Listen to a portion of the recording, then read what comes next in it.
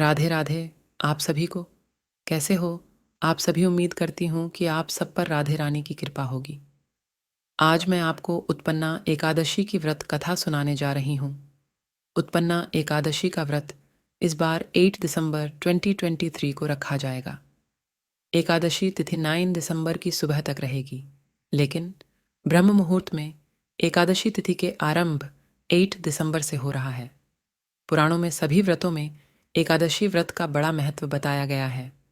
पूरे साल में 24 एकादशी आती है। इनमें देवशयनी, देव प्रबोधनी और मार्गशीर्ष मास की कृष्ण पक्ष की एकादशी तिथि का बड़ा महत्व है। इस एकादशी को उत्पन्ना एकादशी के नाम से जाना जाता है। एकादशी के दिन पूजन करने से व्यक्ति पर श्री हरि विष्णु भगवान की विशेष कृपा प्राप्त होती है। विष्णु भगवान हिंदू धर्म में पूजे जाने वाले सर्वाधिक लोकप्रिय देवों में से एक हैं। विष्णु भगवान त्रिमूर्तियों में से एक हैं जो कि संसार की समस्त व्यवस्थाओं का संचालन करते हैं। इन त्रिमूर्तियों को ब्रह्मा, विष्णु, महेश के नाम से जाना जाता है, क्योंकि सतयुग में इसी एकादशी तिथि को भगवान विष्णु के शरीर से एक देवी का जन्म हुआ था। इस देवी ने भगवान विष्णु के प्राण बचाए, जिससे प्रसन्न होकर विष्णु ने इन्हें एकादशी नाम दिया। शास्त्रों के अनुसार जो व्यक्ति इस एकादशी के दिन व्रत रखकर भगवान विष्णु के संग एकादशी देवी की पूजा करता है, उसके कई जन्मों के पाप कट जाते हैं और व्यक्ति उत्तम लोक में स्थान पाने का अधिकारी बन जाता है।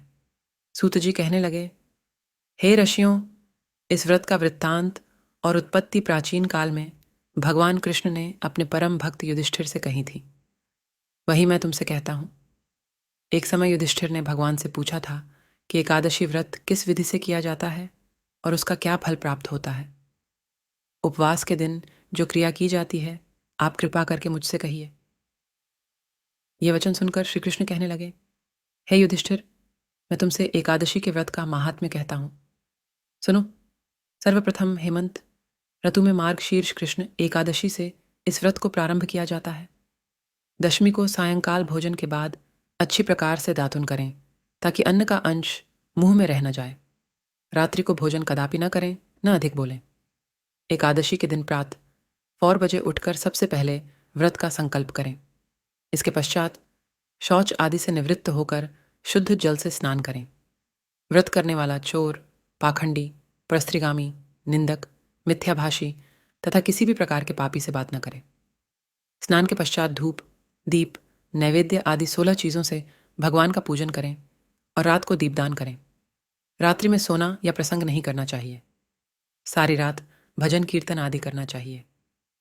जो कुछ पहले जाने अनजाने में पाप हो गए हों, उनकी क्षमा मांगनी चाहिए। धर्मात्मा पुरुषों को कृष्ण और शुक्ल दोनों पक्षों की एकादशियों को समान समझना चाहिए। जो मनुष्य ऊपर लिखी विधि के अनुसार एकादशी का व्रत करते हैं, उन्हें शंखोद्धार तीर्थ में स्नान करके भगवान के दर्शन करने से जो फल प्राप्त होता है, वह एकादशी व्रत के 16वें भाग के भी समान नहीं है। व्यतिपात के दिन दान देने का 1,00,000 गुना फल होता है। संक्रांति से 4 लाख गुना तथा सूर्य चंद्र ग्रहण में स्नान दान से जो पुण्य प्राप्त होता है, वही पुण्य एकादशी के दिन व्रत करने से मिलता है। अश्वमेध यज्ञ करने से 100 गुना तथा 1,00,000 तपस्वियों को 60 वर्ष तक भोजन कराने से 10 गुना, 10 ब्राह्मणों अथवा 100 ब्रह्मचारियों को भोजन कराने से 1000 गुना पुण्य भूमिदान करने से होता है। उससे 1000 गुना पुण्य कन्यादान से प्राप्त होता है। इससे भी 10 गुना पुण्य विद्यादान करने से होता है। विद्यादान से 10 गुना पुण्य भूखे को भोजन कराने से होता है। अन्नदान के समान इस संसार में कोई ऐसा कार्य नहीं जिससे देवता और पितर दोनों तृप्त होते हों, परंतु एकादशी के व्रत का पुण्य सबसे अधिक होता है। उत्पन्ना एकादशी व्रत कथा वर्टिकल बार। इस व्रत का प्रभाव देवताओं को भी दुर्लभ है। रात्रि को भोजन करने वालों को उपवास का आधा फल मिलता है और दिन में एक बार भोजन करने वाले को भी आधा ही फल प्राप्त होता है, जबकि निर्जल व्रत रखने वाले का महत्व में तो देवता भी वर्णन नहीं कर सकते। युधिष्ठिर कहने लगे, हे भगवान, अपने ही हजारों यज्ञ और लाख गोदान को भी एकादशी व्रत के बराबर नहीं बताया, तो यह तिथि सब तिथियां से उत्तम कैसे हुई बताइए। भगवान कहने लगे, हे युधिष्ठिर, सतयुग में मुर नाम का दैत्य उत्पन्न हुआ। वह बड़ा बलवान और भयानक था। उसे प्रचंड दैत्य ने इंद्र, आदित्य, पशु, वायु, अग्नि और सभी देवताओं को पराजित करके भगा दिया। तब इंद्र साहित्य सभी देवताओं ने भयभीत होकर भगवान शिव से सारा वृत्तांत कहा और बोले, हे कैलाशपति, मुर से भयभीत होकर सब देवता मृत्यु लोक में फिर रहे हैं। तब भगवान शिव ने कहा है, देवताओं, तीनों लोगों के स्वामी, भक्तों के दुखों का नाश करने वाले भगवान विष्णु की शरण में जाओ, वही तुम्हारे दुखों को दूर कर सकते हैं। शिव जी के ऐसे वचन सुनकर सभी देवता क्षीर सागर में पहुंचे। वहां भगवान को शयन करते देखा और हाथ जोड़कर उनकी स्तुति करने लगे कि ही देवताओं द्वारा स्तुति करने योग्य प्रभु, आपको बारंबार नमस्कार है। देवताओं की रक्षा करने वाले मधुसूदन, आपको नमस्कार है। आप हमारी रक्षा करें। दैत्य से भयभीत होकर हम सब आपकी शरण में आए हैं। आप इस संसार के कर्ता, माता पिता, उत्पत्ति और पालन करता और संहार करने वाले हैं। सबको शांति प्रदान करने वाले हैं। आकाश और पाताल भी आप ही है। सबके पितामह ब्रह्मा, सूर्य, चंद्र, अग्नि, सामग्री हम, आहुति, मंत्र, तंत्र, जप, यजमान, यज्ञ, कर्म, कर्ता और भोक्ता भी आप ही हो। आप सर्वव्यापक हो। आपके सिवा तीनों लोकों में चर तथा अचर कुछ भी नहीं है। हे भगवान, दैत्य ने हमको जीतकर स्वर्ग से भ्रष्ट कर दिया है और हम सब देवता इधर उधर भागे भागे फिर रहे हैं। आप उन व्यक्तियों से हम सब की रक्षा करें। इंद्र के ऐसे वचन सुनकर भगवान विष्णु कहने लगे कि है, इंद्र, ऐसा मायावी दैत्य कौन है जिसे सब देवताओं को जीत लिया है? उसका नाम क्या है? उसमें कितना बल है और किसके आश्रय में है तथा उसका स्थान कहाँ है? ये सब मुझे कहो।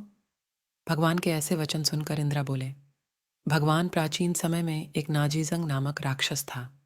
उसके महाप्रकर्मी और लोक विख्यात मुर नाम का एक पुत्र हुआ। उसकी चंद्रावती नाम की नगरी है। उसी ने सब देवताओं को स्वर्ग से निकालकर वहां अपना अधिकार जमा लिया है। उसने इंद्र, अग्नि, वरुण, आयु, चंद्रमा सबके स्थान पर अधिकार कर लिया है। सूर्य बनकर स्वयं ही प्रकाश करता है। स्वयं ही मेघवन बैठा है और सबसे अजय है असुर निकंदन। उसे दुष्ट को मारकर देवताओं को अजय बनाया। ये वचन सुनकर भगवान ने कहा है, देवताओं में शीघ्र ही उसका संहार करूंगा। तुम चंद्रावती नगरी जाओ। इस प्रकार कहकर भागवत साहित्य सभी देवताओं ने चंद्रावती नगर की ओर प्रस्थान किया। उसे समय दैत्य मोर युद्ध भूमि में गरज रहा था। उसकी भयानक गर्जना सुनकर सभी देवता डर के मारे चारों दिशाओं में भागने लगे। जब स्वयं भगवान रणभूमि में आए तो दैत्य उन पर भी अस्त्र शस्त्र युद्ध लेकर दौड़े। भगवान ने उन्हें सर्प के समान अपने बालों से बांध डाला। बहुत से दैत्य मारे गए, केवल मोर बचा रहा। वह भी चल भाव से भगवान के साथ युद्ध करता रहा। भगवान जो भी अस्त्र चलाते वह उसके लिए पुष्प सिद्ध होता। उसका शरीर छिन्न भिन्न हो गया, किंतु वह लगातार युद्ध करता रहा। दोनों के बीच मल्ल युद्ध भी हुआ। 10,000 वर्ष तक उनका युद्ध चलता रहा, किंतु मुर नहीं मरा। थककर भगवान बद्री का आश्रम चले गए। वहां हेमवती नमक सुंदर गुफा थी। उसमें विश्राम करने के लिए भगवान उसके अंदर प्रवेश कर गए। ये गुफा 12 योजन लंबी थी और उसका एक ही द्वारा था। विष्णु भगवान वहां योग निद्रा की गोद में सो गए। मुर भी पीछे पीछे आ गया और भगवान को सोया देखकर प्रहार करने को उद्यत हुआ। तभी भगवान के शरीर से उज्ज्वल कांति के रूप वाली देवी प्रकट हुई। देवी ने राक्षस मुर को ललकारा युद्ध किया और उसे तत्काल मौत के घाट उतार दिया। श्रीहरि जब योग निद्रा की गोद से उठे तो सब बातों को जानकर उस देवी से कहा कि आपका जन्म एकादशी के दिन हुआ है, अतः आप उत्पन्ना एकादशी के नाम से पूजित होगी। आपके भक्त वही होंगे जो मेरे भक्त होंगे। हरे कृष्णा हरे कृष्णा कृष्णा कृष्णा हरे हरे, हरे रामा हरे रामा रामा रामा हरे हरे। ऐसी और वीडियो देखने के लिए आप हमारे चैनल को सब्सक्राइब कीजिए, वीडियो को लाइक कीजिए और कमेंट करना मत भूलिए। और आप अपने भाई बहनों के साथ हमारे चैनल को शेयर भी कर सकते हैं। मिलते हैं आपको नई वीडियो के साथ, तब तक राधे राधे।